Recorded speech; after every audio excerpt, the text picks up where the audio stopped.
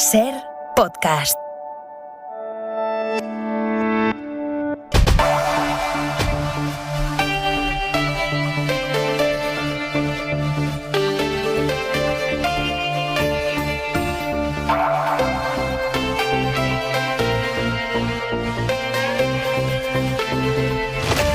El PP ha convertido hoy el pulso por Doñana en un conflicto de dimensiones europeas. El Partido Popular Europeo acusa a la Comisión Europea nada más y nada menos que de hacer campaña con este tema a favor del gobierno de Pedro Sánchez, por haber rechazado de forma contundente la legalización de regadíos que pretenden PP y Vox en Andalucía.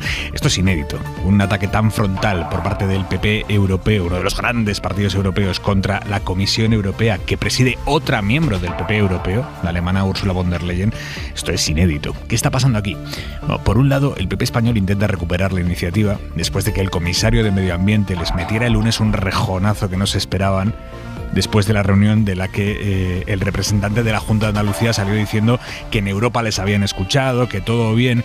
2 horas después, el comisario emitió un comunicado diciendo que de todo bien nada, que la ley podría degradar el humedal y tener efectos desastrosos, dice, sobre uno de los puntos críticos de la biodiversidad de la Unión Europea. Pues bien, el líder del PP europeo, Manfred Weber, acompañado de la jefa de la delegación del PP español en la Eurocámara, Dolors Montserrat, esta tarde Weber ha cargado contra la comisión, a la que acusa de llevar una camiseta roja para hacer campaña por Pedro Sánchez. Esto, como digo, es absolutamente excepcional en el fondo, pero también en la forma, a nivel comunitario. Que el líder de uno de los grandes partidos acuse con semejante dureza a la Comisión de beneficiar políticamente a un país. De hecho, el propio comisario le ha contestado inmediatamente con un tono bastante más sosegado, pero contundente. En el fondo le dice: oiga, nosotros somos imparciales, pero advertimos de que Doñana es importante para España y para Europa. Es importante para España y para Europa. Puede llamar mucho la atención que el líder del PP europeo, Weber, critique a la comisión presidida por una muy alto cargo del PP europeo, von der Leyen, conservadora, pata negra de la CDU, exministra de Defensa de Merkel. Esta gente no está en política para hacerle favores al Partido Socialista Español y menos para hacerle campaña. Pero todo se empieza a entender mucho más cuando uno se entera de que para Manfred Weber, von der Leyen es casi el anticristo, por muy de su familia política europea que sea. Y él, el líder del PP europeo, tiene aspiraciones de sustituir, quizás, si puede, a von der Leyen después de las próximas elecciones europeas. Ahora se entiende mucho mejor esta embestida de esta tarde de Weber a la comisión de von der Leyen. Y el PP español ahí en medio, entusiasmado con que han encontrado en Weber un altavoz para sus posiciones. Lo que pasa es que el ataque de esta tarde a la comisión tiene difícil marcha atrás, porque cuando le declaras la guerra de esta manera a una institución, ¿cuál es el siguiente paso? Y sobre todo, ¿qué mal casa esto con el relato de que Europa les había escuchado el lunes y que la cosa iba a ir bien a partir de ese momento? Este es el relato que han intentado fijar desde el lunes, que todo bien con Europa. Y hoy, diciendo que el comisario europeo lleva la camisa roja para hacer campaña por Pedro Sánchez. ¿En qué quedamos? O el comisario es malo malísimo, que es lo de hoy, o con el comisario todo bien, que era lo del lunes. Se están jugando muchas partidas aquí, algunas más de fondo que otras, algunas más explícitas que otras, pero la única evidencia es que de ninguna de ellas va a salir ganando Doñana, que Doñana se seca y que el populismo, ahora hídrico, cabalga desbocado. Miércoles 26 de abril, el día en 2 minutos, Isabel Villar. Día en que han hablado por primera vez desde que empezó la guerra el presidente chino Xi Jinping y el ucraniano Zelensky. 1 hora. Ha durado la llamada importante porque China es el principal aliado ruso y los países occidentales le pedían un gesto también hacia Ucrania. Sobre Ucrania discrepan el presidente del gobierno, Pedro Sánchez, y el brasileño Lula da Silva, reunidos hoy en Moncloa. A preguntas de los periodistas... No cabe a mí decidir.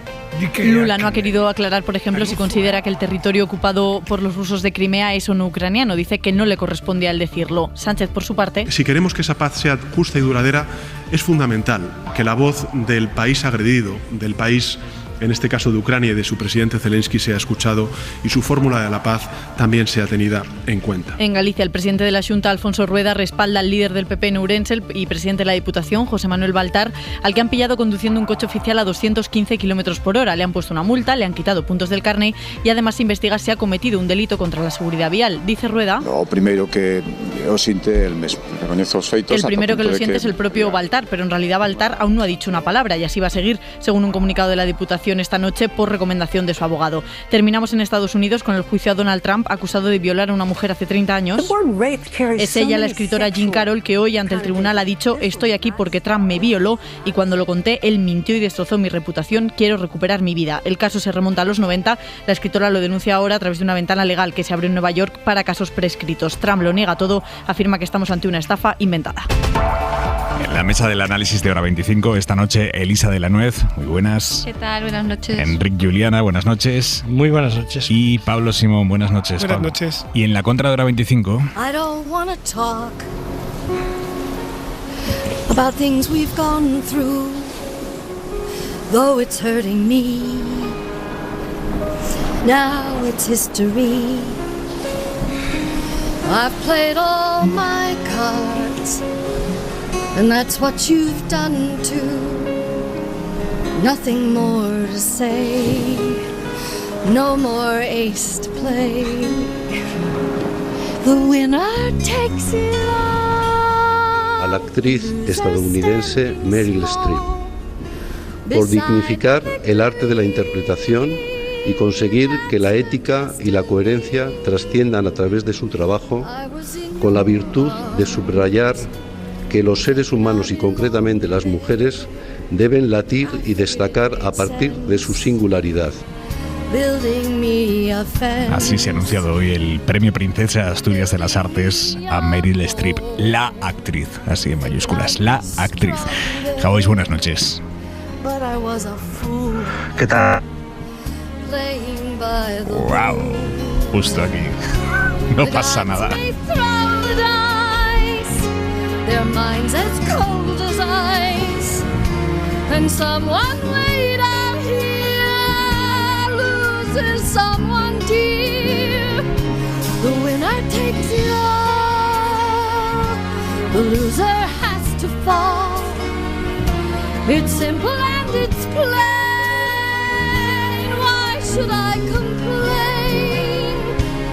Tell me, does she kiss? Me decía antes Isabel Villar en la redacción, me dice: es que yo creo que lo mejor que podemos hacer con esta canción es que suene entera. Ni tú ni Javois ni nada, que suene entera. Villar, ¿te han escuchado? ¿Alguien te ha escuchado? ¿Alguien con la línea telefónica te ha escuchado? Somewhere deep inside, please know I miss you. But what can I say? Rules must be obeyed. The judges will decide. The likes of me abide. Spectators at the show, they stay in love. The game is on again. Lover or a friend, a big thing or a small, that winner takes it all. Queda pena cortarla. Venga, empezamos con Hora 25. Es un salto cualitativo importante el que ha dado hoy el PP en sus ataques al gobierno por oponerse a la ley andaluza con la que PP y Vox quieren legalizar centenares de hectáreas de regadíos ilegales en España. Hoy ya el PP ha dejado de señalar al gobierno español en ese sentido, ha empezado a dirigir sus críticas a la Comisión Europea por trabajar para el gobierno español. Eso es lo que dicen. Y esta embestida viene encabezada por el líder del PP europeo. Vamos a escuchar sus argumentos. Beatriz Ríos, Bruselas, buenas noches. Buenas noches, Aimar. Sí, un salto cualitativo, como decías, porque esto eleva el conflicto sobre Doñana casi a problema de Estado europeo.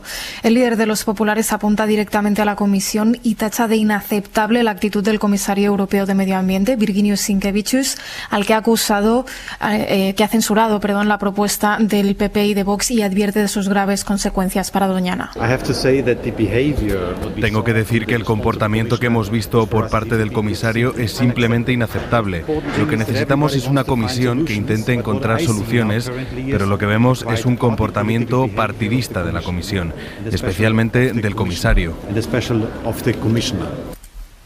Pero es que Weber va un paso más allá y acusa a Sinkevičius de ponerse la camiseta roja de socialista y tomar partido en la campaña de las municipales. Tengo que ser muy claro. Vemos al comisario con una camiseta roja para hacer campaña por Sánchez y no presentándose como alguien que busca soluciones en este nivel.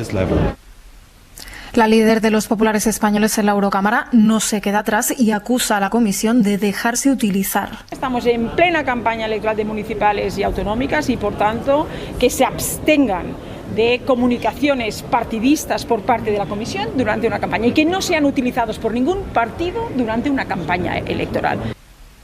Aunque es cierto que la comunicación por parte de la Comisión tras la reunión del pasado lunes con el consejero andaluz fue particularmente dura, la posición de Bruselas no es nueva ni exime al Gobierno de responsabilidad, pero advierte que la proposición de ley que regulariza los regadíos de la Corona Norte es una violación flagrante del derecho comunitario. ¿Cómo ha contestado el comisario de Medio Ambiente a esta crítica, a este reproche de tener puesta la camiseta roja para hacer campaña por Pedro Sánchez? Pues ha respondido apenas 2 horas después de las declaraciones de Weber, recordando que en esta cuestión está escuchando a todas las partes. De hecho, hoy se ha reunido tanto con eurodiputados socialistas como populares. El comisario ha insistido además en que la Comisión está actuando de manera imparcial y como guardiana de los tratados y que la prioridad debe ser el cumplimiento de la sentencia del Tribunal de Justicia. Beatriz Ríos, Bruselas, gracias, buenas noches. Gracias, buenas noches. ¿Y qué lectura se hace aquí en España desde el Gobierno de España, de este saldo que ha dado el PP, apuntando ahora a la Comisión? Guillermo Lerma, buenas noches. ¿Qué tal, Aimar? Buenas noches. Pues hay cierto estupor en el Ejecutivo y en el PSOE por el límite que entienden ha cruzado hoy el PP atacando a la Comisión Europea. Recuerdan que los de Feijóo fueron primero contra la ciencia, después contra el Gobierno y finalmente contra las instituciones comunitarias. Dicen, todo aseguran para no reconocer lo que consideran una atrocidad medioambiental, que es lo que quieren cometer, en opinión del Gobierno, en Doñana. Esa posición la ha plasmado la vicepresidenta Teresa Rivera en un tuit hace unos minutos, un tuit en el que lamenta la irresponsabilidad de los populares. Hay fuentes en la Moncloa, Aimar, que consideran que no hay precedentes de una reacción así por parte de un comisario y que ven al PP en un callejón sin salida, deslizándose, dicen, por una pendiente muy peligrosa, la de deslegitimar a las instituciones y cuestionar la legalidad. Creen en el Gobierno que este puede ser el primer episodio de una deslegitimación de la Unión Europea, ahora que España va a tener la presidencia del Consejo. Deslegitimar a la UE, dicen, para herir la presidencia española. Hay, como decimos, Aimar, estupor en el Gobierno. Hoy había fuentes del PP que decían que el asunto de Doñana estaba ya cerrado y que la estrategia del partido iba a ser seguir azuzando el miedo por las rebajas de condenas del solo sí es sí. Así que ha provocado cierto estupor y cierto perplejo las declaraciones que ha hecho hoy tanto el PP nacional como el PP europeo. Guillermo, gracias, buenas noches. Buenas noches. Simón, tu análisis. Bueno, la verdad es que la madeja hay que intentar desembrollarla porque aquí hay varios teatros de operaciones y es muy interesante, ¿no? Desde luego esto es un paso más en este conflicto que estamos viendo a propósito de Doñana, que lanzó el Partido Popular y que yo creo que no esperaba ni siquiera el propio PP andaluz una reacción tan clara del Gobierno de España. Pero en el momento en el que ya se mezcló esto con una intervención decidida por parte del comisario europeo, la Carta Europa es la que rompe la baraja. Es decir, en el momento en el que tú tienes la garantía por parte de la Comisión de que esto es ilegal y no se puede continuar adelante, ya el PP tiene que modular su propia estrategia y pedirle al Gobierno sentarse a la mesa. Esto ha cambiado radicalmente respecto a la postura de máximos que tienes en un Parlamento con mayoría absoluta, donde en teoría si tú quieres aprobar tu ley no te tienes que sentar con nadie. Si te tienes que sentar con el Gobierno de España, ya sabes que ha habido un cambio en el equilibrio de fuerzas. Lo que vemos ahora es que el PP intenta nivelar el terreno de juego con la única estrategia que tiene a mano, que es tirar justamente del líder del Partido Popular Europeo, de Weber, y lo tira de ahí. Y es importante entender una cosa. Weber, como tú antes decías, puede tener aspiraciones para la presidencia de la Comisión, pero para que tengamos en cuenta algo que es para mí lo más relevante, a Weber no lo quisieron ni los suyos. Es decir, Weber fue el cabeza de lista del Partido Popular Europeo cuando se decía, que fue durante 2019, que el líder de la lista más votada iba a ser el que presidiera la Comisión. Bueno, pues esto se rompió justamente para que Weber no presidiera la comisión. Comprensible que odie mucho a Ursula von der Leyen, porque es la que le ha quitado el puesto. Pero más allá de eso, para mí lo relevante es que aquí hay un equilibrio de poderes entre el Parlamento, que claramente está politizado y que claramente tiene una vocación de proteger a su familia. Acuérdate cómo viene periódicamente la líder de la CSU bávara aquí a hablar de los presupuestos Next Generation y tratar de dar aliento al Partido Popular. Aquí está ocurriendo exactamente lo mismo, pero la comisión es el órgano técnico y la comisión es quien guarda los tratados. Entonces aquí es donde tiene un problema de desequilibrio el Partido Popular. Y si hay un marco más general, que es por dar un poco un salto hacia atrás, que es que en el fondo ahora mismo estamos viendo una crisis de los conservadores europeos. Y esto es muy importante recordarlo. Ahora mismo el Partido Conservador Europeo, el PP, no gobierna ningún país grande de la Unión Europea. O lo ha perdido a manos de los socialdemócratas o lo ha perdido a manos de la derecha radical. Le queda Suecia, vale, correcto, pero ni Hungría, ni España, ni Francia, ni Alemania está en manos de ellos. Y el teatro de operaciones que es España ahora es decisivo, es fundamental. Es como si en una fiesta se empieza a marchar todo el mundo y tú descubres que eres el más guapo que queda allí. Es lo que le ha pasado a España. Es decir, nuestra posición con una Italia fuera de juego, con un Reino Unido que no está en la Unión, es decisiva por nuestro peso. De ahí que también el propio PP europeo quiera darle aliento al PP nacional para que tenga un empujoncito más, ¿no?, en la contienda electoral que se abre y que puede reequilibrar dentro del Consejo qué gobiernos son de derechas y cuáles de izquierdas. ¿A partir de qué hora de la noche te pasa lo de la fiesta? 3 de la mañana. Enric, tu análisis. Bueno, creo en primer lugar que por parte del Partido Popular llevar una cuestión referida al medio ambiente al campo de batalla europeo es una temeridad, porque la sensibilidad política en las coordenadas políticas europeas sobre los temas de medio ambiente es muy alta. Este comisario que ha tomado esta decisión y que haya sido cuestionado por el Partido Popular Europeo, este comisario lituano, pertenece al Partido de los Campesinos de los Verdes. Fue ministro de Economía en su país. Lituania no es un país que esté muy escorado a la izquierda, que digamos, y juraría que el señor Virginijus Sinkevičius, como de Podemos no lo veo. Digamos, Partido de los Campesinos y de los Verdes de Lituania. Alguien, pues que sí, que efectivamente considera importante la defensa del medio ambiente. Por lo tanto, primer punto, elevar la batalla, llevarla a Waterloo, para entendernos, ahí me parece que nos hemos equivocado. 2, Weber. Efectivamente, Weber era candidato inicial a la presidencia de la Comisión Europea. Weber es bávaro, de la CSU. En Alemania hay una coalición más o menos estable de los conservadores, que es la CDU, Partido de la Democracia Cristiana Alemana, con la CSU, Partido Social Cristiano de Baviera. Para que nos entendamos, la Convergencia y Unión de Baviera. Los bávaros suelen ser más conservadores que los conservadores promedio alemanes. Y Weber no pasó el examen, no consiguió los apoyos necesarios para ser presidente, de tal forma que se eligió presidenta a Ursula von der Leyen, que pertenece a la CDU. Las relaciones entre Weber y Ursula von der Leyen no son óptimas. Esto ya es una verdad conocida en Bruselas.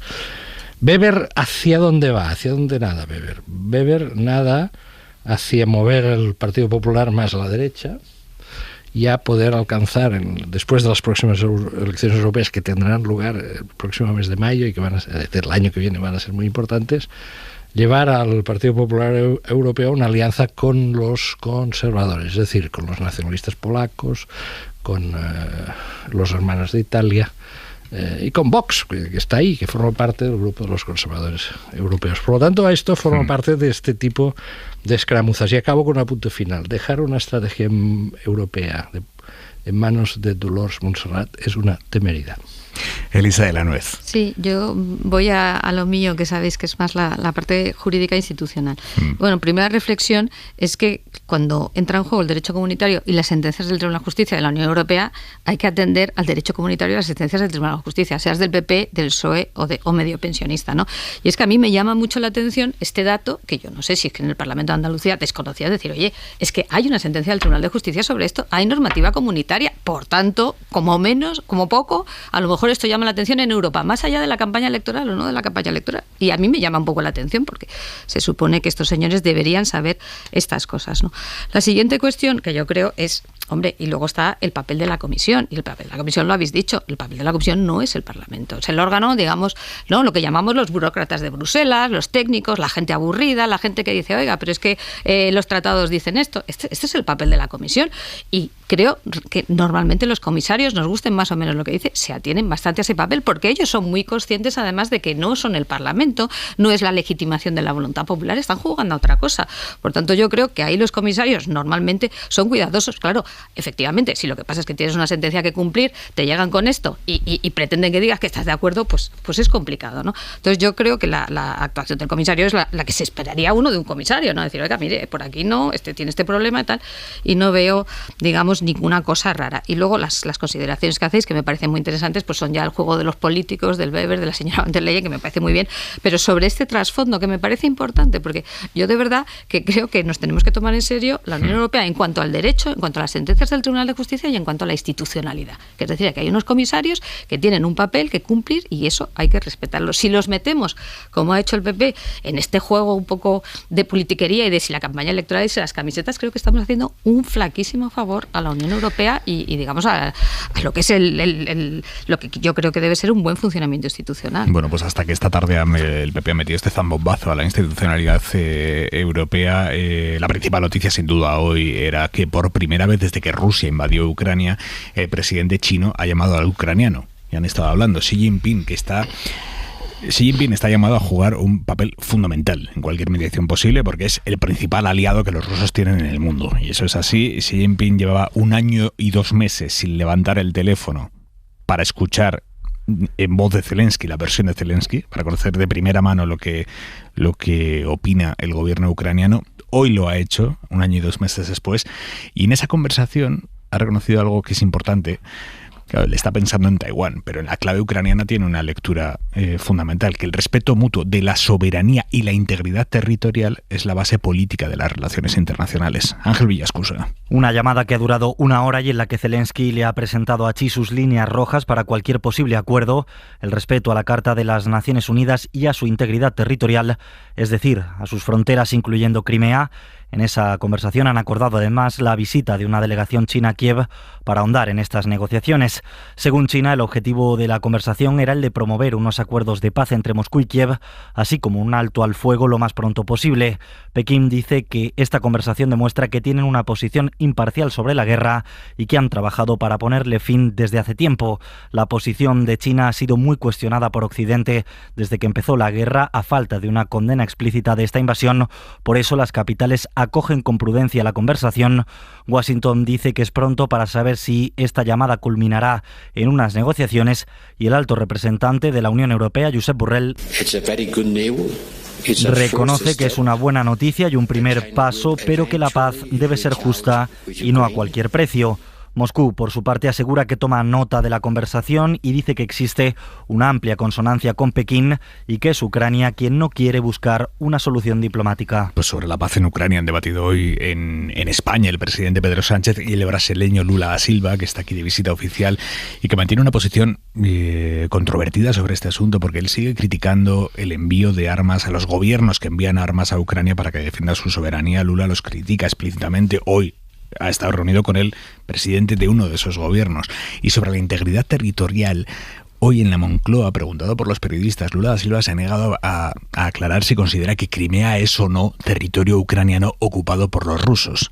Pablo Morán, buenas noches. Hola Aimar, buenas noches. Esas diferencias en torno a Ucrania, o matices, como las ha llamado Pedro Sánchez, han terminado por eclipsar un encuentro destinado a reimpulsar las relaciones bilaterales entre dos socios estratégicos que llevaban 4 años sin contactos durante la presidencia de Bolsonaro. Sánchez ha agradecido los esfuerzos de Lula para alcanzar la paz en Ucrania, también su condena a la invasión, pero se ha mantenido firme a la hora de explicar al líder brasileño quién es quién en esta guerra y cuál debe ser la solución. El agresor es Putin y el agredido en este caso es un pueblo que lo único que hace es luchar por su integridad territorial, por su soberanía nacional y por su libertad. Si queremos que esa paz sea justa y duradera, es fundamental que la voz del país agredido sea escuchado y su fórmula de la paz también sea tenida en cuenta. Lula, en cambio, insiste en cuestionar el envío de armas a Ucrania, como hace España.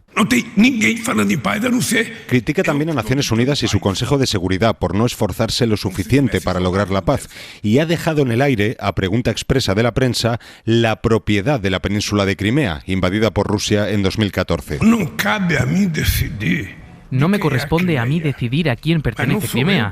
No soy quien tiene que discutir esto. Los que tienen que hablar son los rusos y los ucranianos. Primero paremos la guerra y después hablaremos. El líder brasileño plantea un grupo de intermediación, un G20 para la paz, como le ha llamado, encargado de terminar con esta guerra cuya visión, reconoce Lula, es distinta porque a Europa le afecta de lleno. Enrique, tu análisis de los movimientos y de las declaraciones que hemos visto y escuchado hoy. Bueno, la posición de Brasil hay que atravesar el Atlántico y situarse en la óptica latinoamericana, que no es la óptica europea. Y hay que situarse en las condiciones, en algunos datos materiales. Es decir, Brasil exporta a China más que lo que exporta, que lo que vende a Estados Unidos y a Unión Europea juntos. Más. Solo con las exportaciones de soja a China, Brasil iguala las exportaciones de Estados Unidos. O sea, la economía brasileña, que en estos momentos está necesitada de una recuperación, las previsiones de crecimiento para el año que viene son del 1,2%, necesita, o sea, el vínculo comercial con China es muy fuerte, fortísimo. Hay que decir que las exportaciones de China a Brasil son inferiores, es decir, que la balanza comercial es claramente favorable a Brasil. Pero además hay otra cosa. Se acaba de producir un nombramiento importante, que es que Dilma Rousseff, que fue la antecesora de Lula da Silva en la presidencia, antes de que a ella le expulsaran mediante una operación de guerra jurídica claramente, y a él le llevaran a la cárcel. Dilma Rousseff acaba de ser nombrada directora del nuevo Banco de Desarrollo de los países BRIC, que son Brasil, Rusia, India, China y Sudáfrica, los antes llamados países emergentes. Por lo tanto, Brasil juega en otra parte del mundo. En estos momentos se está produciendo algo que a los europeos se nos puede escapar un poquito, que es que eso que ahora en expresión nueva se llama el sur global, es decir, aquellos que no forman parte del bloque occidental, pero que tampoco forman parte de China y de su área de influencia, se están federando sus intereses. Y Brasil está ahí. Y Brasil, que ha estado durante unos años, durante el periodo de gobierno de Bolsonaro, ha estado ausente de la política internacional, quiere volver. Y a la vez necesita recuperar su economía. Es decir, para recuperar la fuerza y la iniciativa, en resumidas cuentas, Brasil no puede prescindir de China. Es imposible.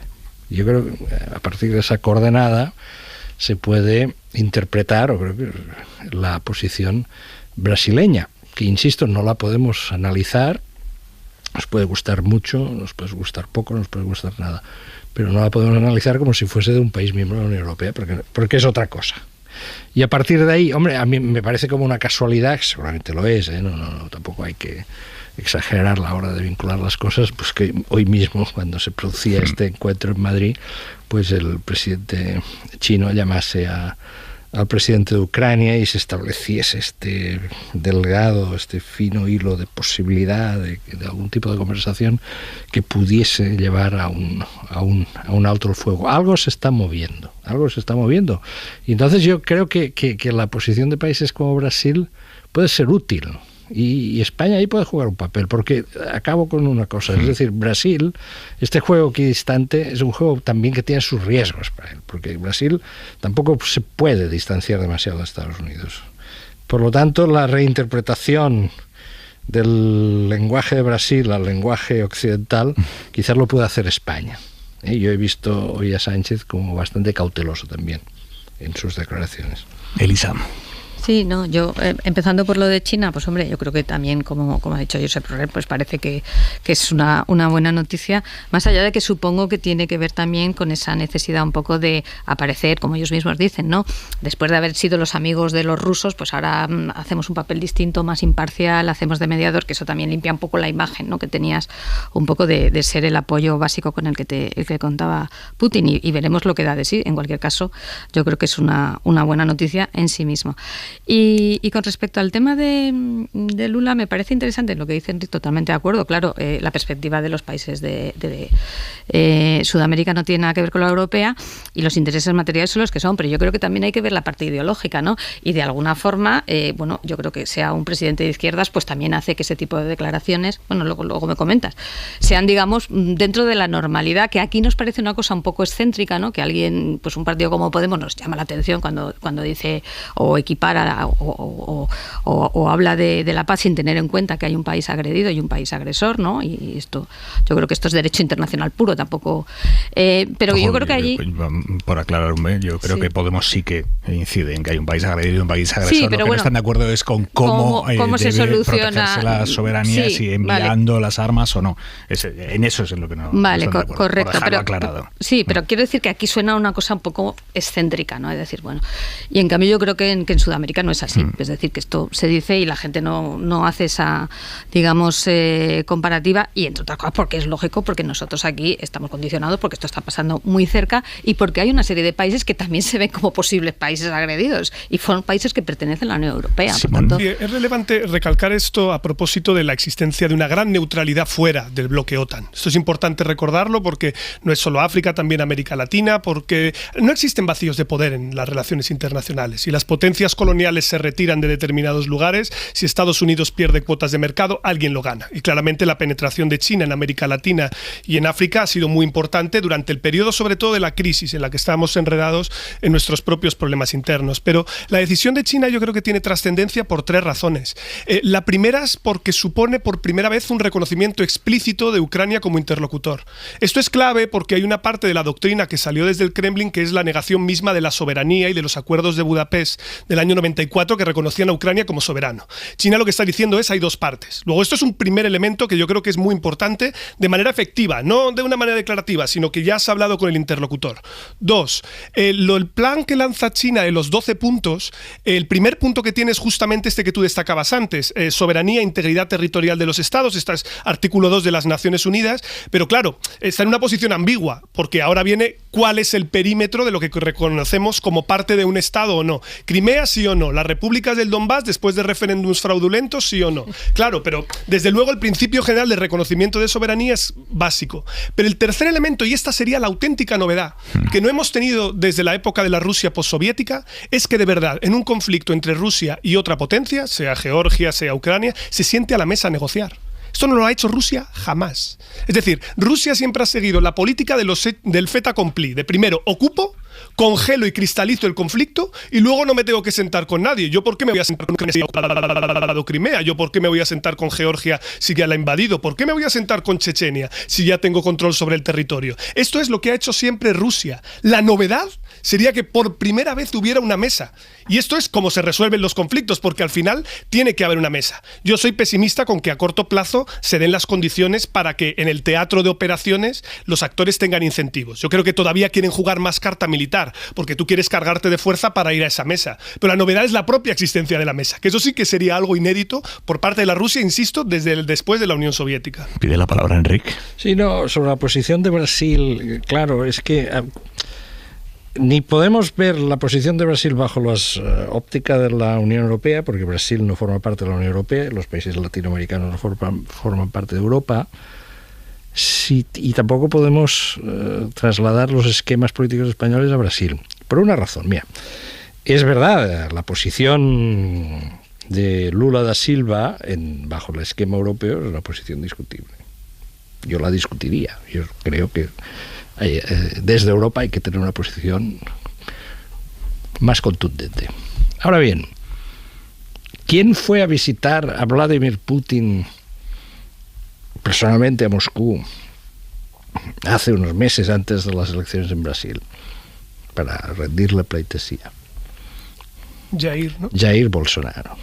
Es decir, hay que situarse, para captar las cosas hay que situarse ahí. Es decir, la oligarquía brasileña, ¿cómo gana el dinero? ¿Cómo gana el dinero?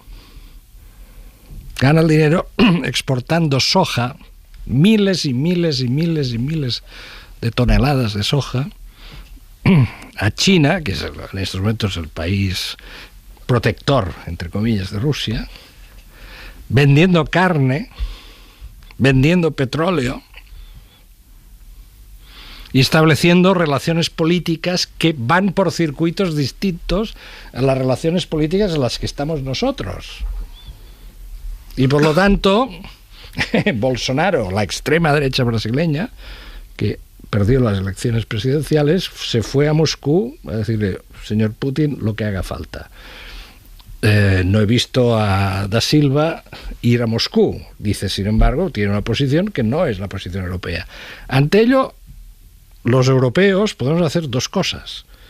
Mandar a los brasileños a paseo, y a los de Sudáfrica y a los de la India. No, que tienen recursos, Enrique. Mandarlos a todos a paseo y decir, oye, pues iros a paseo los del sur del mundo que tenéis o queréis tener una tercera posición, o bien intentar atraer a estos países de la tercera posición, que no sabemos si es viable o no la tercera posición, pero atraerlos y explicarles sus razones. Y en lo que respecta a Brasil, yo creo que es fundamental. España en estos momentos tiene un papel muy interesante ante Latinoamérica. Puede ayudar a expulsarlos hacia afuera o atraerlos hacia adentro. Elisa, brevemente. Sí, brevemente comentar una de las cosas que ha dicho Pablo que me ha parecido muy interesante, que efectivamente es esa idea de que Rusia se vaya a sentar en una mesa de negociación reconociendo un interlocutor que supuestamente pues hasta ahora no era parte de la madre Rusia, ¿no? Pero creo que a lo mejor tiene que ver con la situación, como tú dices, en el teatro de operaciones, ¿no? O sea, no es por ser mal pensada, pero claro, si esto se plantea ahora, a lo mejor es porque ahora, como tú dices, puede empezar a haber incentivos para que realmente haya una mesa de negociación. Y efectivamente el problema del millón es que se entiende dentro de esa integridad territorial o no, cuando sabemos que las regiones invadidas pues han sido después objeto de unos referéndums fraudulentos para que aquello pues parezca, ¿no?, mínimamente aceptable. Pero sí me parece que es muy interesante, sobre todo porque, como bien dices, desde la caída de la Unión Soviética esto no ha pasado nunca.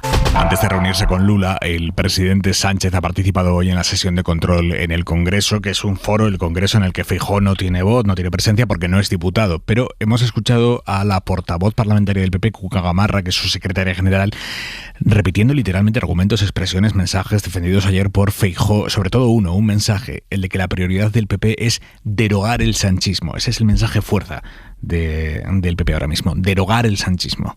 David Junquera. Buenas noches. Como un calco, Cuca Gamarra se ha pegado tanto al discurso de ayer de Feijóo que hubo un momento en el que no sabíamos si estábamos en el Congreso o seguíamos encerrados en un bucle eterno en el Senado. Derogaremos el sanchismo, que es lo que hace falta en España para enderezar el rumbo de un gobierno en descomposición. Muy bien, extra de motivación en la bancada del PP. Gamarra no es la única que ha versionado al líder popular. Parece usted el del milagro de los panes y los pisos. Miriam Nogueras, de Junts, multiplica el chiste de ayer. Parece que no escuchó el Sánchez versus Feijóo, y la que ha escuchado de más a Shakira es la ministra Raquel Sánchez. Claramente, una ley como esta no está hecha para tipos como ustedes. Habla de la ley de vivienda y le responde airado el popular Mario Garcés. Yo no soy un tipo y usted no es una tipa. ¿De acuerdo? Busque usted la definición en la Real Academia de la Lengua de tipo y verá usted cómo no tiene ninguna connotación negativa. Así que, en fin, si le ha ofendido, pues yo le pido disculpas. Igual los que deberían pedirse disculpas son el presidente y Gamarra, que se han zurrado de lo lindo desde el escaño. La única política de vivienda que a usted le ha interesado ha sido seguir residiendo en la Moncloa. ¿A usted qué le molesta? ¿Que en esa ley de vivienda subamos del 30 al 40% el suelo protegido para poder construir vivienda pública? Ya se hacen apuestas sobre cuántas viviendas anunciará hoy. Ya le puedo ir diciendo a sus comunidades autónomas que se va a cumplir la ley de vivienda en todos y cada uno de los territorios de este país. De que se cumpla la ley va a estar muy pendiente Podemos. Esta ministra y mi formación política vamos a estar vigilantes desde el primer momento para que se cumpla hasta la última coma, antes y después de las elecciones. Las elecciones y la vivienda siguen marcando, como habéis escuchado, el debate político en este país. Simón. Bueno, esto de derogar el sanchismo yo creo que obedece a la idea de que el PP ha entendido que solo puede focalizar la crítica en la antipatía al presidente, porque sabe que hay ciertas políticas en las cuales si ellos entran está en una posición incómoda o incluso divisiva con su electorado. Yo recuerdo perfectamente cuando salió la encuesta de 40dB a propósito de política de vivienda, que si no me equivoco fue hace unas 2 semanas. 2 semanas. Efectivamente. Tú comentabas aquí los datos de que había sectores muy amplios entre los votantes del PP o incluso de Vox que estaban a favor de muchas de las medidas incluidas dentro de esta ley de vivienda. Por lo tanto, yo interpreto que hay una paradoja curiosa en este gobierno y es que genera más rechazo la figura del presidente que las políticas que impulsa el Ejecutivo, sobre todo las socioeconómicas. Por tanto, el PP interpreta correctamente que lo que tiene que hacer es focalizar en la figura presidencial todas las críticas, no hablar de las políticas concretas, porque ahí ya se empieza a encontrar una posición algo más incómoda. Es complicado explicar lo de Doñana en un contexto de sequía en el que todos lo notamos, es difícil salir con un paquete nuevo de políticas de vivienda porque tú no tienes la iniciativa, tú estás en la oposición, no puedes prometer nada, tienes que decir que el presidente está prometiendo muchas cosas que luego no va a cumplir, pero eso ya te coloca a la defensiva, así que yo entiendo que todo se va a focalizar en Sánchez sí, Sánchez no, y ese es el discurso que va a emplear todo el 28M, ¿vale? Va a intentar articularlo todo en torno a la idea de una primera vuelta sobre el presidente. Elisa. Sí, yo, vamos a ver, el tema de derogación me hace gracia porque os comentaba antes, claro, la derogación es un concepto jurídico, ¿no? Que quiere decir, tienes una ley en vigor y llega un nuevo parlamento y deroga lo que había y haces otra cosa diferente, ¿no? Entonces yo creo que la idea es, básicamente, hay una serie de leyes, además que creo que de verdad, que se van a focalizar una serie de leyes que, además, también hay que decirlo, han sido leyes que se han pactado siempre de un solo lado, cuando podrían haberse pactado, a mi juicio, ya lo he dicho 1000 veces, se podían haber pactado de forma transversal y es una forma de decir, bueno, pues cuando yo llegue, lo mismo que tú has hecho una serie de leyes que has pactado con tus, digamos, socios, pues yo llego y hago lo contrario o lo no contrario, ya veremos, ¿no? O sea que yo creo que está también, aparte de lo que dice Pablo, esa idea de esto lo voy a cambiar, ¿no? Unas cosas que se han aprobado sin que yo estuviera, digamos, implicado o con mi oposición, lo voy a cambiar y voy a hacer exactamente lo mismo que me han hecho a mí, cosa que creo que es nefasto desde todos los puntos de vista. Pero bueno, esta es otra historia. Y luego, con respecto a la ley de vivienda, hombre, yo lo que creo es que, claro, ¿quién no va a estar a favor de políticas públicas que aumenten el parque de vivienda cuando sabemos que tenemos un problema de vivienda social, cuando sabemos que tenemos un problema de alquiler? Todo el mundo está a favor, todo el mundo está a favor, pero con perdón, esto es como lo de las pensiones, nos vamos a la letra pequeña y a lo mejor la letra pequeña hay cosas que decir, ¿no? Y a mí lo que me sorprende, pero bueno, yo es que debo ser tonta, es que habiendo una letra pequeña que tú puedes decir, oiga, mire, esto no es exactamente así, o a lo mejor los efectos no son esos, o a lo mejor la competencia la tienen las comunidades autónomas, le guste a usted o no le guste, y esto que usted pone aquí es discutible, pues no se hace esa digamos, oposición que yo creo que podría mantener la absoluta necesidad de políticas públicas de vivienda, pero a lo mejor decir, mire, es que a lo mejor como usted lo está haciendo no es la forma correcta, esto se puede hacer de otra forma y se puede hacer mejor. Eso no lo oímos nunca, ¿no? Entonces, claro, no me extraña que tengamos ese nivel de debate público, que nos habéis puesto un corte, porque yo afortunadamente no lo tengo que oír, y es que siempre que oigo los cortes aquí digo, no es posible, de verdad. Pero bueno. ¿No te ha gustado lo de para tipos como ustedes? Esta ley, no me ha gustado. Shakira está muy forzado ya también, ¿no? Y además cuando tienes que explicar un chiste es que no ha funcionado. Es que con tiene perdón. muchos riesgos el forzar, buscar el total, los 10 segundos de telediario, tiene muchísimos riesgos y hoy se ha pasado. Juliana, tu análisis.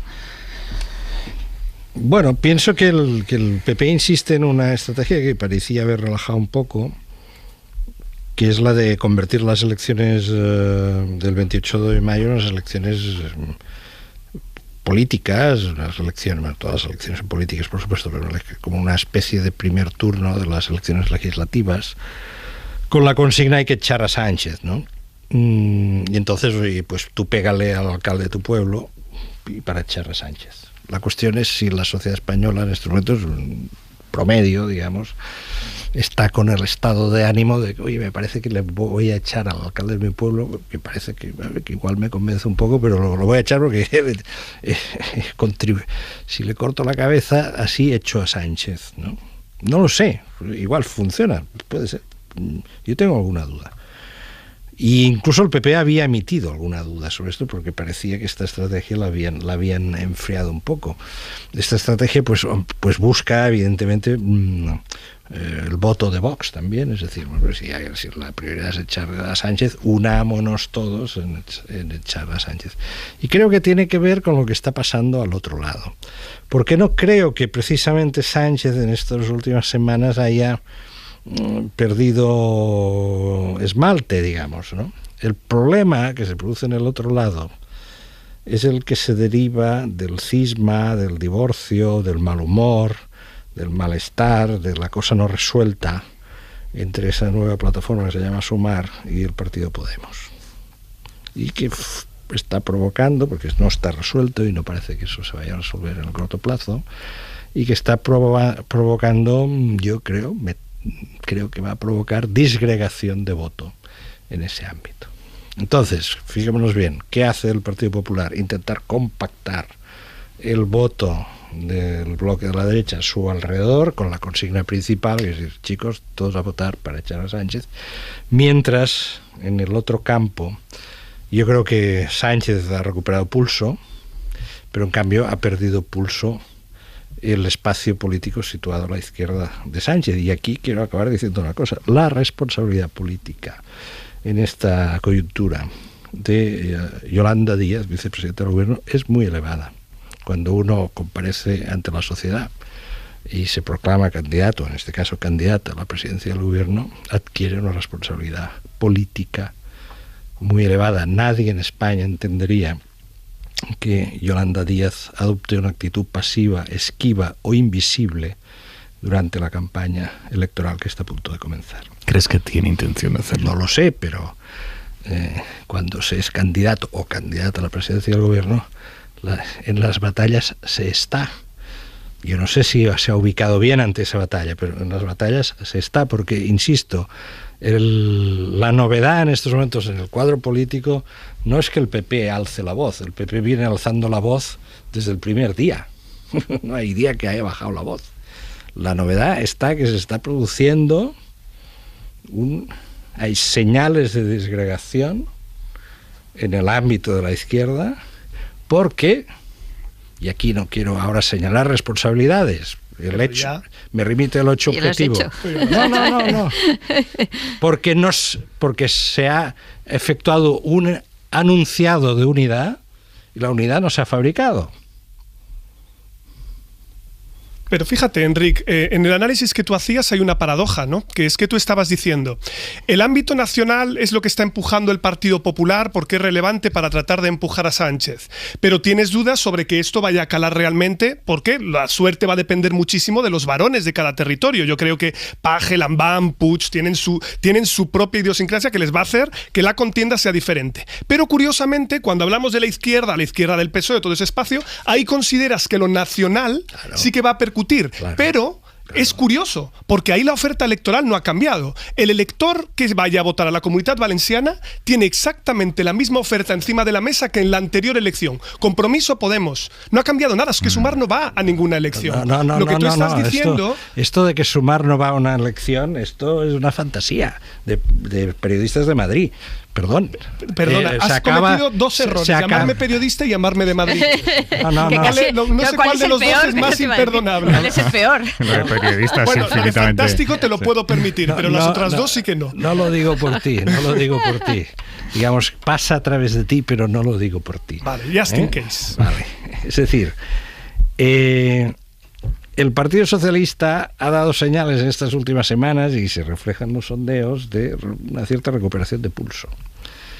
Cualquier observador que no esté muy sesgado de la actualidad política española está observando de que Sánchez está haciendo un esfuerzo para recuperar la iniciativa y, mejor dicho, para mantenerla.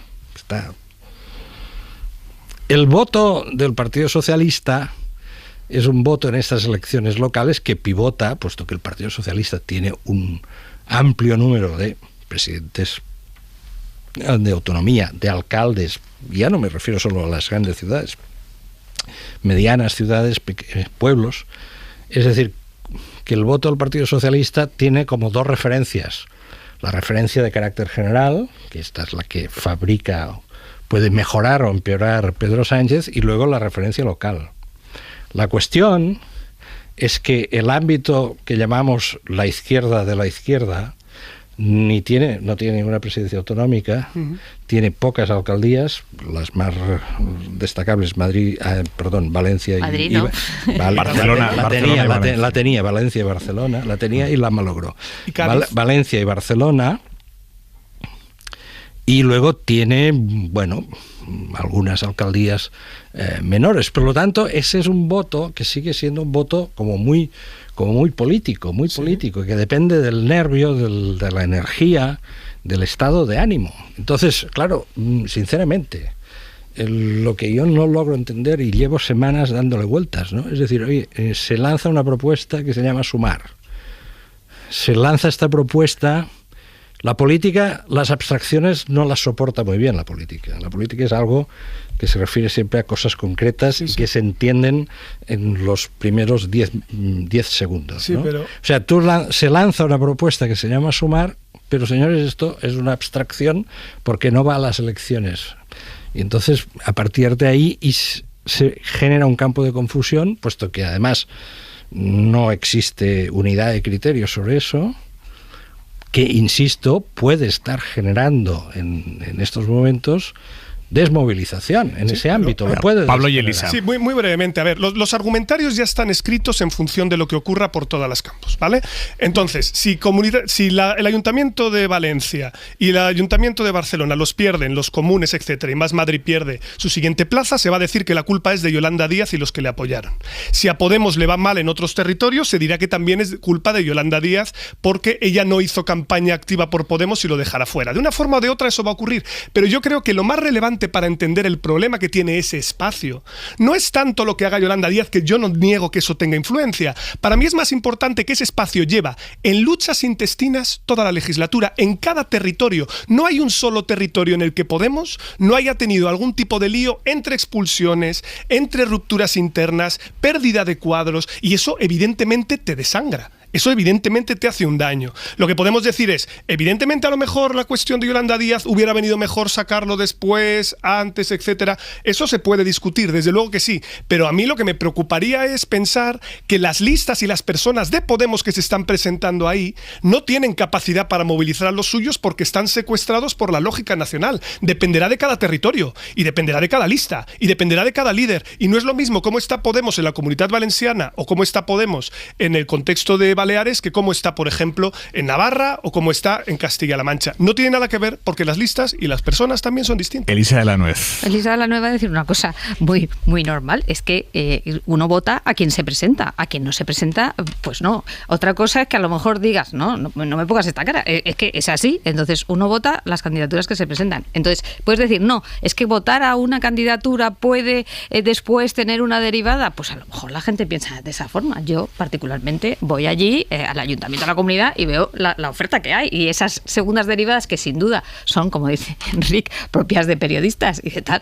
Yo creo que el ciudadano a pie es bastante más normalito y va allí a decir, no, claro, a quién se presenta, como me esa gusta panda o no de me gusta. normales que son los periodistas. No he dicho eso, pero quiero decir que no se hacen tantas elucubraciones es que me parece muy bien. Todo es más sencillo. El ciudadano de a pie, hay cosas que entiende y otras que no entiende. Pues también, vas allí y ves la oferta que hay. O sea, es así de simple. Hay cosas que se entienden y hay cosas que no se entienden, y si te las han de explicar 3 o 4 veces no se entienden, estoy de acuerdo. Y por lo tanto, insisto, esta operación, que sobre el papel me parece una operación pues que está bien, que puede estar bien, que la palabra sumar es una bonita palabra, pero tengo dudas de que esto se esté planteando de una manera inteligente. Simplemente esto es lo que quiero expresar.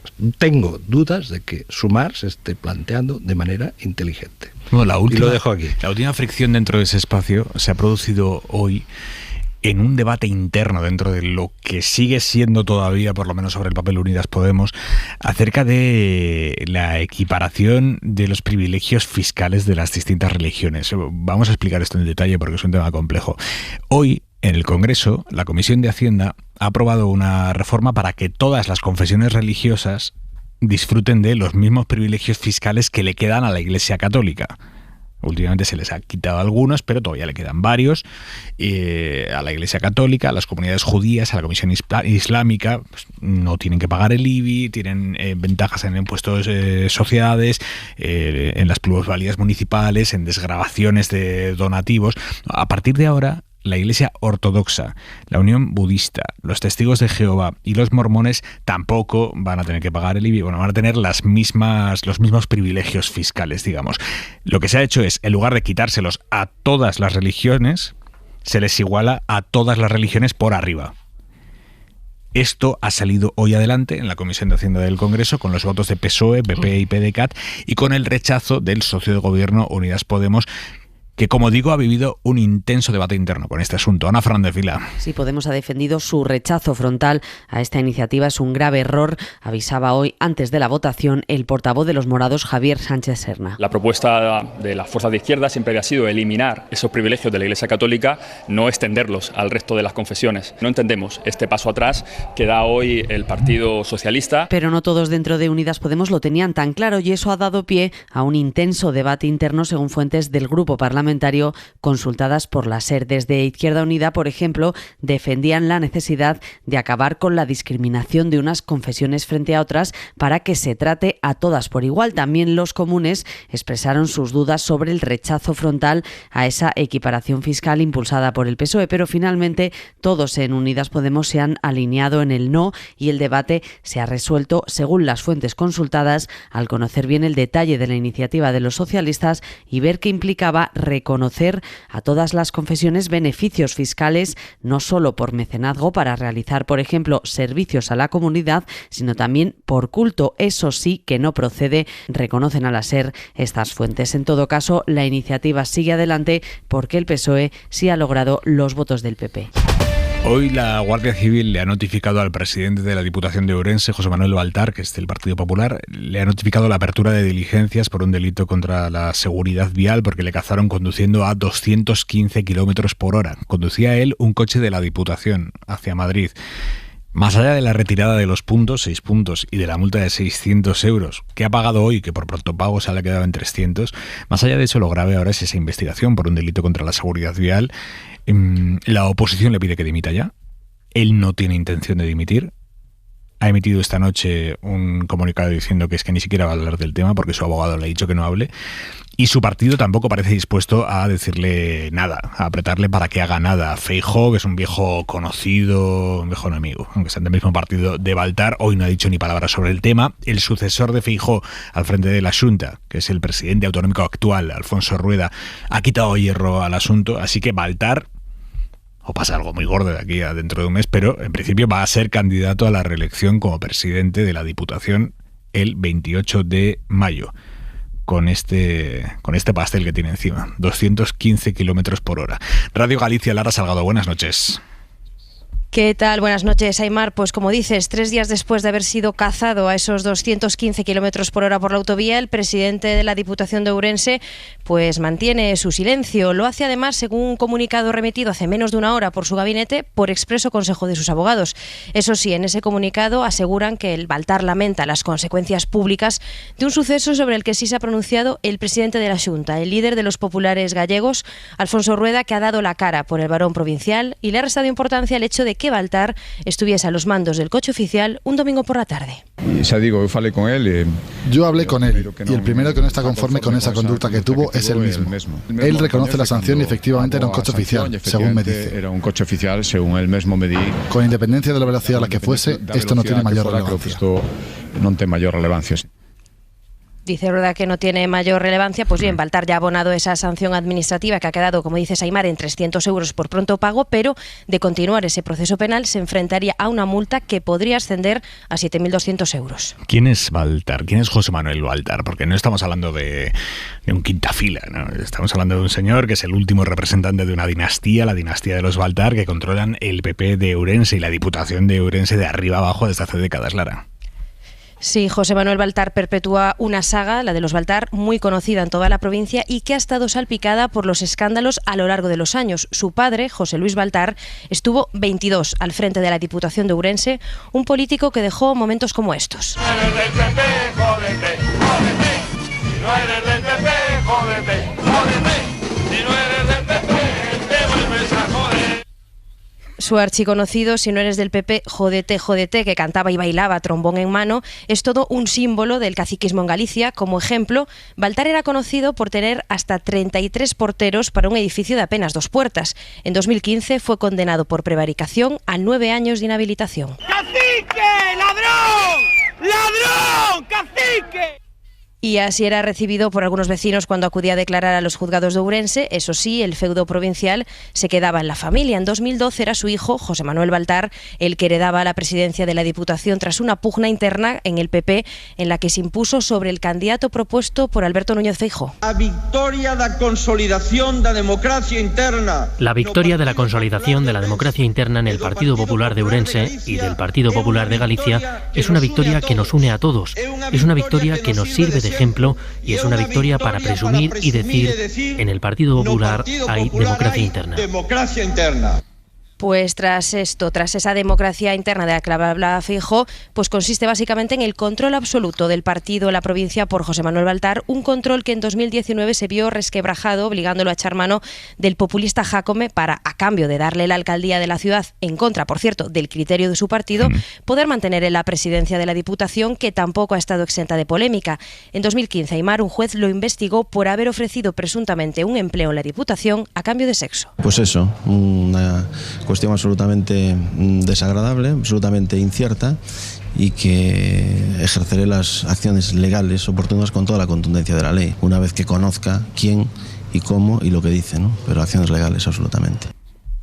En 2017 finalmente se archivaba esa causa por insuficiencia de pruebas. Polémicas aparte, la dinastía Baltar continúa instalada en la Diputación de Ourense y la intención de José Manuel Baltar es continuarla a partir del próximo mes de mayo con el plácet de la Dirección Gallega del PP. Lara, buenas noches.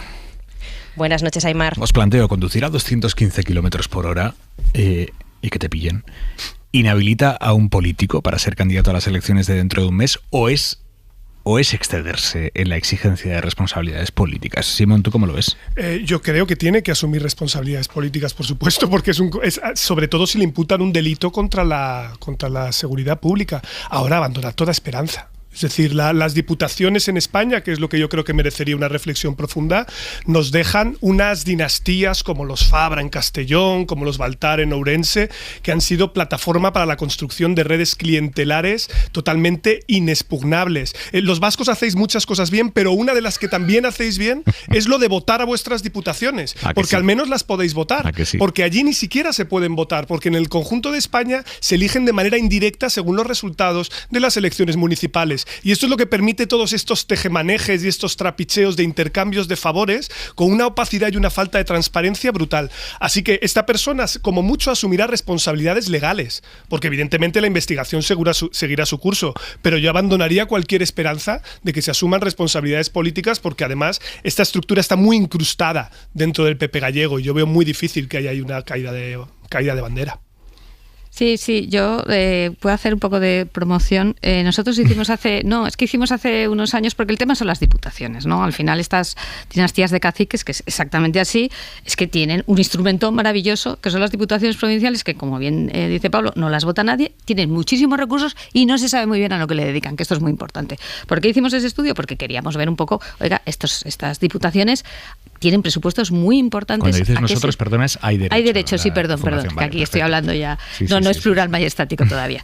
Bueno, quiero decir, y queríamos mirar un poco eso. ¿Qué hacen estos señores con el presupuesto? Pues ya os digo que lo que básicamente hacen, hombre, ahora había diferencias, es gastarse el dinero en recursos humanos. ¿Qué quiere decir? Pues colócanos a todos. Dame empleo, dame sueldo y bueno, pues con esto en sitios pequeños esto funciona perfectamente, con lo cual esta persona es absolutamente intocable, porque es que su propio partido no se lo puede cargar. Vamos, no, y procurar servicios públicos también en zonas muy descentralizadas y demás, ¿no? Algo de eso hay, pero esto también, estoy hablando de memoria. Lo que era muy relevante era el porcentaje que gastaban en recursos propios. No digo que no hicieran nada, pero había diputaciones, y no quiero decir nombres porque estoy hablando de memoria, que estamos hablando de un porcentaje a lo mejor del 80 o del 90% en recursos propios. Por tanto, bueno, la pregunta del millón. Y como porque no sé si os acordáis que hubo un momento en que se habló de esto, también ayer... Cuando surgieron los nuevos partidos. Cuando surgieron los nuevos partidos y esto se veía, entonces incluso nos llamaron de alguna diputación para decirnos, venga, que les vamos a enseñar lo que hacemos. Es decir, que realmente pensaron, oiga, a ver si alguien mira este tipo de cosas, ¿no? Y es verdad que muchas suplen, es verdad, como no tienen competencias propias, que ese es otro problema, estás supliendo lo que los pequeños municipios te piden. Pero claro, eso es muy evanescente, aparte de que da también lugar a ese clientelismo. Es decir, ¿qué te pido yo? Hoy me pones esto, yo hago esto a cambio. Es decir, no es como un municipio que se sabe qué competencias tiene. Aquí estás para suplir o ayudar. ¿Cómo? ¿Por qué? ¿Cuándo? Enrique. La Diputación y la provincia son las bases del sistema político español. Sí, desde 1833, ¿no? Desde luego, Javier de Burgos. Pensemos cómo se hace la transición. La transición se aprueba una ley electoral en el 76. O sea, vamos a la democracia a partir de una ley electoral que pivota sobre la provincia, que fue diseñada por Adolfo Suárez y sus colaboradores sobre la base de una asignación de escaños notablemente favorable para las provincias menos pobladas, y sobre la base de que se estaba organizando una plataforma electoral que surgía del gobierno, que reposaba sobre el apoyo de los gobernadores civiles, de los presidentes de diputación. Y el veredicto era de que esa plataforma electoral, pues, por debajo de los 160 escaños no se iba a colocar, y efectivamente acertaron, 162 creo que obtuvo UCD. Jamás nadie tuvo una prima electoral como la UCD. Pero no solo ocurre eso, sino que luego, al hacer la Constitución, se consagra la provincia como circunscripción electoral. Es decir, que en estos momentos, que no se ha planteado en España la reforma de la ley electoral, pero si se plantease, se tendría que, una reforma a fondo, se tendría que modificar la Constitución. O sea, en España no se puede hacer, por ejemplo, oye, pues la mitad de los diputados, como ocurre en algún país, se eligen por circunscripciones territoriales y la otra por una circunscripción nacional, por ejemplo. Eso no se puede hacer porque vulnera la Constitución. O, al revés, hacer circunscripciones más pequeñas, al estilo inglés, es decir, que sean núcleos de pocos votantes que puedan conocer mejor a su diputado. Eso tampoco se puede hacer porque la circunscripción es la provincia. Y eso nos explica, por un lado, al haberlo puesto en la Constitución, ha dado un resultado que yo creo que no es negativo, que ha dado estabilidad a la ley electoral. Los países que cambian de ley electoral con mucha frecuencia acaban mal. Italia. Efectivamente. Ahora bien, nos explica un poco la anatomía. Y hay pues diputaciones y diputaciones, y hay tradiciones y tradiciones. Los Baltar, conocidos por el trombón, parece que se ha pasado del trombón a la Fórmula 1. Se ha modernizado. Yo sí solo pediría que se votaran. Fijaos, algo tan sencillito. Y es verdad que luego, incluso cuando se votan cabildos insulares, etcétera, pero al menos que tú pudieras como ciudadano ejercer un poquito de rendición de cuentas. Que se votaran, ¿no? Y que se supiera a qué dedican y que fueran transparentes. No, estoy de acuerdo. O sea, habría varias fuentes o varias vías de reforma, pero es cierto que hay tantos intereses creados, sobre todo los dos principales partidos que son los que las hegemonizan, que esta es de esas reformas que es muy complicada de hacer. A ver, sobre a dónde va el dinero. En Castilla-La Mancha, después de que se supiera el viernes pasado, cuando lo conocimos, que el candidato del PP a la presidencia, Paco Núñez, que ha sido diputado durante esta legislatura, ha estado cobrando de las Cortes Autonómicas, en las que es diputado, miles de euros públicos en concepto de kilometraje a pesar de que tiene coche oficial, tiene y usa el coche oficial, y a pesar de que desde hace meses vive en la misma ciudad en la que se celebran los plenos, así que kilometraje poco. De Toledo a Toledo, kilometraje poco. Más de 14.000 euros públicos ha cobrado en concepto de kilometraje en toda la legislatura. Él mismo ha reconocido que parte de ese dinero lo ha cobrado sin tener que haberlo cobrado, pero lo achacó a un error administrativo. Dice que él no, pero que alguien en su grupo parlamentario ha estado pasando los papeles para solicitar ese kilometraje. Porque esto no es una cosa automática, que te ingresan todas las semanas, sino que el grupo tiene que ir pasándolo, tiene que ir pidiéndolo. Papeles en los que ponía que él seguía viviendo a 300 kilómetros del Parlamento Autonómico. Y ahí cobrando kilometraje semana tras semana, a pesar de que ahora ya vive en Toledo y a pesar de que ya desde hace un tiempo tiene coche oficial. Hasta que se destapó el pastel el viernes. Hasta ese momento él no había dicho nada. O sea, no debió haberse percatado de que le estaba entrando en su cuenta ese dinero público por un kilometraje que no le correspondía.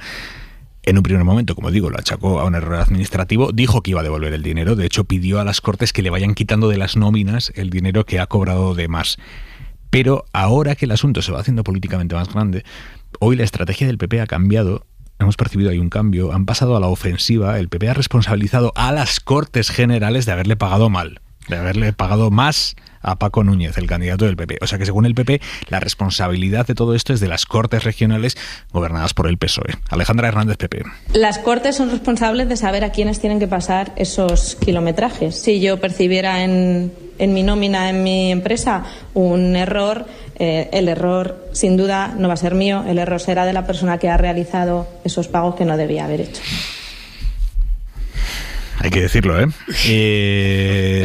Y una cosa más. Les contamos ya hace un par de semanas que el Tribunal Constitucional ha avalado la ley de educación, incluyendo la prohibición de que se subvencione con dinero público a los colegios que separan a niños y niñas. Ya no se les podrá dar dinero público. Podrán seguir separando a niños y niñas en las clases, pero no pagadas con dinero público. Bueno, pues hoy hemos conocido los votos particulares de los magistrados que están en contra de la sentencia, que son los que emiten votos particulares, y hay un voto particular especialmente llamativo, que es el de la magistrada María Luisa Balaguer, que ella es progresista, y que no dice, no, sí que hay que darles dinero público a los colegios que segregan, no, dice, yo presento un voto particular porque creo que esta sentencia se ha quedado corta, que se tenía que haber aprovechado la ocasión para declarar inconstitucional no las ayudas a los colegios que segregan, sino la propia posibilidad de segregar a alumnos. Miguel Ángel Campos. María Luisa Balaguer opina que el tribunal debió ir más allá. Se quedó corto. Debió aprovechar la ocasión y plantear la inconstitucionalidad de la segregación por sexos en los colegios, en lugar de limitarse a validar la retirada de subvenciones a los centros que separen por género.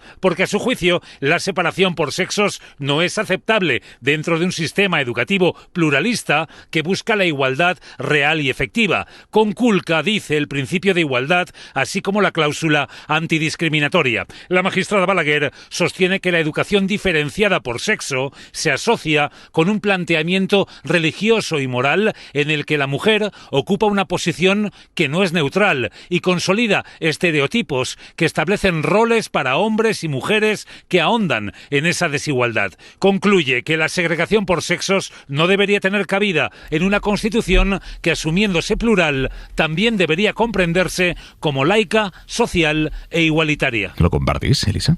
A ver, yo de entrada creo que era un recurso de Vox, ¿no?, el que estaba poniendo. Entonces supongo que el debate se centraba en el tema de las subvenciones a los centros que segregaban. Con lo cual, de entrada, si el debate se centra en eso, pues este tipo de manifestaciones parece que va más allá de lo que tú has sometido al tribunal. Porque, claro, si esto es... Quiero decir, que más allá del fondo del asunto está la forma, ¿no? Y si a ti te han sometido, el debate es, como creo que es, insisto, no he leído la sentencia, sobre si es o no constitucional, digamos, subvencionar a centros que segregan, ese es el debate. Entonces, este no es el debate que se ha planteado, porque entiendo que la ley esto no lo planteaba. Con lo cual, de entrada, me llama la atención. Me llama la atención por motivos formales que, como sabéis, en derecho son importantes. Y con respecto al fondo del asunto, creo que realmente la Constitución ampara todas las posibilidades, porque es una Constitución que, como sabéis, en eso es muy plural. Y por eso también es interesante, porque durante mucho tiempo se ha entendido que era pues perfectamente posible subvencionar a los centros que segregaban. Y ahora se entiende que no. Y creo que ambas interpretaciones son acordes con la Constitución. Esto ya que dice ella en el voto particular, a mí me parece que es ir bastante más lejos de lo que, digamos, ampara la Constitución como esa idea que creo que es muy importante de esto era, lógicamente hay modelos diferentes y la Constitución permite que esos modelos diferentes sean constitucionales. Julia. Bueno, la propia naturaleza de la Constitución viene interpelada aquí, ¿no? Porque efectivamente la Constitución española, una de las características que tiene, doble característica, por un lado, que puede ser toda ella entera reformada. Hay constituciones en Europa que no hay aspectos que no pueden ser reformados, y si se quieren cambiar hay que cancelar la Constitución y hacer una nueva. La nuestra puede ser reformada en todos sus artículos. No hay ninguno que sea irreformable. Y después está, como fue fruto de un pacto muy laborioso, muy complejo, y yo creo que bastante bien hecho, pues, bueno, no resuelve todo. Hay cosas que están puestas ahí y que quedan al albur de la interpretación. La política española empieza realmente en una nueva fase en el momento en que se aprueba la Constitución, porque a partir de aquel momento empieza la lucha por la interpretación de la Constitución. Y a medida que el tiempo va avanzando, lo que estamos viendo es que con mayor intensidad, cada vez con mayor intensidad, los combates políticos, una parte de ellos discurre en el Parlamento y otra parte discurre en el ámbito del Tribunal Constitucional, porque hay una brega continua muy intensa, muy fuerte por la interpretación de la Constitución. Ya no por el aspecto de líneas absolutamente cardinales, sino por aspectos ya más concretos. Porque la Constitución está hecha sobre la base de un consenso en una época histórica en la que algunas cosas no se podían concretar más porque no se hubiese alcanzado acuerdos, y los constituyentes pues decidieron, oye, pues nos podemos poner de acuerdo en estos términos, nos ponemos de acuerdo y corresponderá a las generaciones futuras desarrollar nuestro pacto. Simón. Sí, y es cierto que desde la perspectiva constitucional pueden colisionar, ¿no?, el derecho a la no discriminación y también a la libertad educativa. Pero yo aquí sí me tengo que posicionar no sobre el tema jurídico, sino sobre el fondo, desde una perspectiva radicalmente contraria a la segregación. Aquí yo creo que no puede haber medias tintas por una razón muy sencilla. Sabemos que la formación más relevante para un menor suele estar comprendida normalmente entre los 0 y 5 años. Sabemos que es el momento en el que se forman las expectativas, el desarrollo educativo, la carrera de futuro. Hay muchísimos elementos que aquí son enormemente relevantes. El legitimar dinámicas que suponen la segregación abocan necesariamente a una interacción menor y también, por lo tanto, a unas expectativas de género que condiciona en función de si eres chico o eres chica hacia dónde te tienes que orientar. Incluso aunque hubiera, y fíjate, aquí voy a ser muy radical, incluso aunque hubiera evidencia empírica que demuestra que es bueno para las notas o para el desarrollo del estudiante el que se segreguen, estaría en contra. Y lo digo así de claro porque es un valor fundamental el preservar la idea de la interacción desde etapas muy tempranas. Nos parecería una aberración la segregación por motivos raciales, nos lo parecería también por orientación sexual y nos lo tiene que parecer también por razones de sexo. Es verdad que esta práctica está desapareciendo en la mayoría de los sitios, sigue habiendo lugares en los que ocurre. Había una enmienda para la ley que creo que también se aprobó de universidades para retirar también subvenciones a colegios eso es, en función de segregación, y yo creo que esto es muy relevante. Y esta es mi posición sobre principio, no entro en las consideraciones jurídicas. Elisa. Yo es que sí entro en las consideraciones jurídicas, entonces, estando totalmente de acuerdo con lo que dices, soy totalmente contraria a la segregación en los colegios. Lo que estamos debatiendo es si tú puedes tener un colegio que tenga segregación. Entonces, claro, aquí hay un voto particular que entiendo que excede de lo que es el debate, que dice claramente que no. Hombre, esto yo creo que lo primero tendría, en su caso, que estar en una ley y que a su vez sería el objeto, como ha dicho Enrique, de una interpretación. Por tanto, podemos estar muy en contra, pero ahora jurídicamente la situación es esta. Pues debatidos quedan el fondo y la forma. Punto y 25. Soledad Gallego Díaz. Revisar los textos de novelas o cuentos para suprimir palabras que no casan bien con lo que algunos llaman nuevas sensibilidades es una idea pésima, pero factible. Se puede cambiar la palabra gordo, como se ha hecho en los cuentos de Roald Dahl, o quitar una línea entera de una novela de Dashiell Hammett en la que el detective encienda un cigarrillo.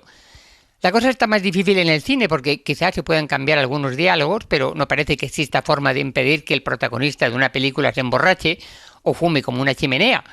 Desde luego, habría que tirar a la basura la serie entera de comedias que interpretaron Myrna Loy y William Powell, junto con un perro llamado Asta, allá en los años 30 y 40 del siglo XX, porque no hay una sola secuencia en esas películas en la que la pareja no esté bebiendo alcohol o fumando. Pero algunas cosas sí se pueden cambiar y se están haciendo, lamentablemente. Steven Spielberg, por ejemplo, dice que está muy arrepentido de haber dejado que en las últimas versiones de su famosísima E.T., los perseguidores del adorable extraterrestre ya no lleven pistolas, sino talkie-walkies. Fue una tontería, nunca debí haberlo permitido, confesó hoy en un periódico británico. Spielberg hace ahora campaña para que no se toquen las películas antiguas. Recuerden ustedes, los malos que perseguían al encantador E.T. no llevaban móviles, sino revólveres. Punto y 25. Cerramos aquí hora 25 por hoy. Por cierto, antes de irnos, tengo que contarles, el martes que viene, el día 2 de mayo, vamos a hacer un programa, una edición especial de hora 25 con Reporteros Sin Fronteras en Madrid, en la sala Galileo Galilei de Madrid. Es un programa, yo creo que va a ser muy interesante, con periodistas que están viviendo en España fugados de sus países porque se han jugado la vida para poder contar historias y que han tenido que exiliarse porque si no los mataban, o a ellos o a sus familias. Y vamos a estar con ellos, allí en la sala Galileo Galilei de Madrid, y les animamos desde ya que si nos quieren acompañar, porque va a ser un programa con público, si nos quieren acompañar pueden entrar ahora mismo en cadenaser.com y rellenar el formulario y lo dicho, estar juntos en esa noche de radio que seguro que va a ser estupenda, el martes que viene por la noche en Madrid.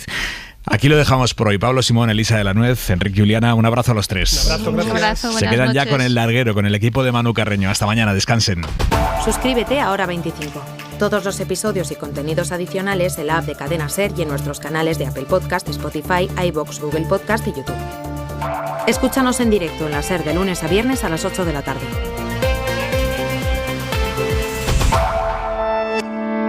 Cadena Ser. La radio.